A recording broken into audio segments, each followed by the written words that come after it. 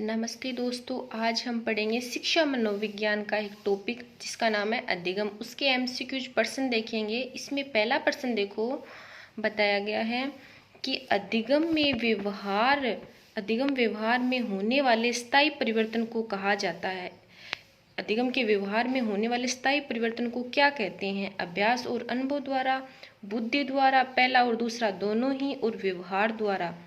प्रश्न को ध्यान से पढ़ना प्लीज दोस्तों। इसमें पूछा गया अधिगम मतलब सीखना एक व्यवहार में स्थायी परिवर्तन है। इसमें देखने पर ऑप्शन आपको चारों ही सही लगेंगे, लेकिन सबसे ज्यादा महत्वपूर्ण कौन सा ऑप्शन रखता है उस बात पे ध्यान देना। अभ्यास और अनुभव द्वारा, इसमें पहला ऑप्शन ठीक है, करेक्ट होगा। अगला दे रखा है प्राचीन अनुबंध की धारणा सर्वप्रथम किसने प्रस्तुत की थी?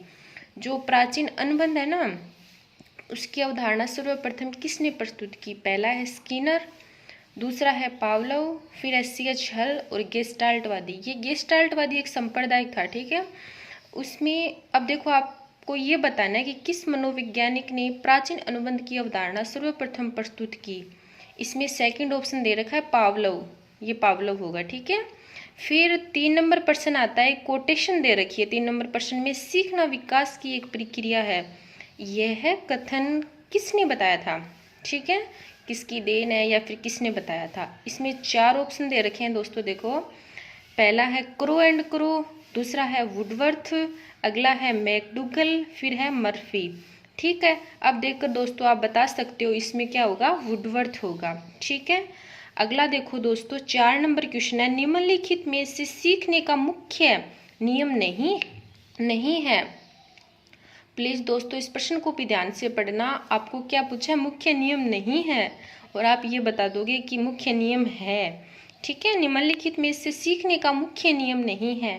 इसमें पहला बताया गया दोस्तों तत्परता का नियम, अभ्यास का नियम, बहुअनुक्रिया का नियम और प्रभाव का नियम। ये नियम तो सारे, ये सिद्धांत सारे थॉर्नडाइक के दिए गए हैं, लेकिन इसमें पूछा क्या गया, मुख्य नियम नहीं है।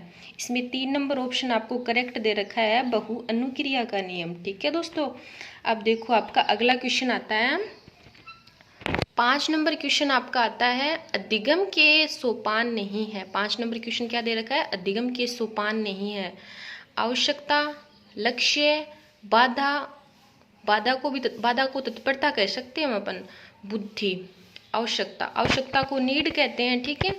और अगला इसमें दे रखा है लक्ष्य, और बाधा को तत्परता बोल ही सकते हो, बुद्धि।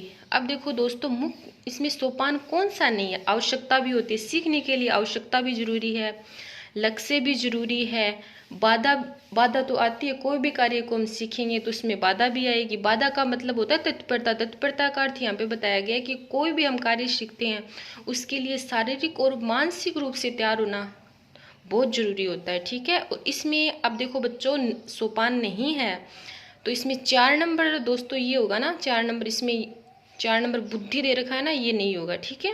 अगला दे रखा है, अधिगम का शाब्दिक अर्थ होता है सीखना, अभिप्रेरणा, अभिवृद्धि और समायोजन।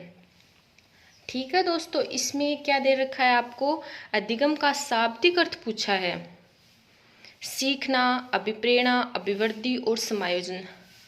अधिगम का अर्थ ही आप बता सकते हो क्या होता है? अधिगम का शाब्दिक अर्थ ही सीखना होता है दोस्तों, ठीक है। अगला दे रखा है, एक कोटेशन फिर वापस आई है, 7 नंबर, आदत, ज्ञान एवं अभिवृत्तियों का अर्जन करना अधिगम है। यह कथन किसका है? अब आप बता सकते हो दोस्तों, ये एक कोटेशन दे रखी है, और ये इस कोटेशन में कोई मनोवैज्ञानिक है, उन्होंने ये कोटेशन दी है, उसका आपको नाम बताना है, ठीक है। इसमें पहला ऑप्शन दे रखा है क्रो एंड क्रो, दूसरा है स्किनर, फिर है गिलफर्ड, फिर है वुडवर्थ। इसमें देखो दोस्तों, इस कोटेशन में आपका क्या होगा, पहला ऑप्शन दे रखा है ना क्रो एंड क्रो, वो इसका ऑप्शन होगा, ठीक है।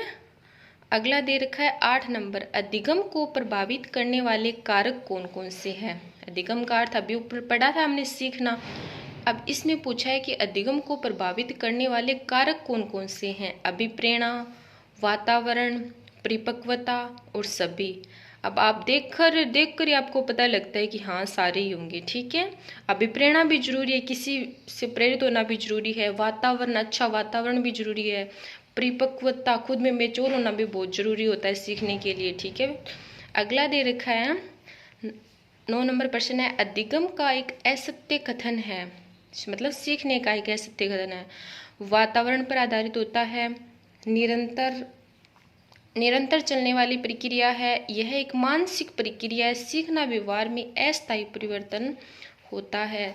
वातावरण पर भी आधारित होता है, निरंतर चलने वाली प्रक्रिया भी है, मानसिक पर आधारित भी है, सीखना व्यवहार में अस्थायी परिवर्तन नहीं होता दोस्तों, स्थायी परिवर्तन होता है।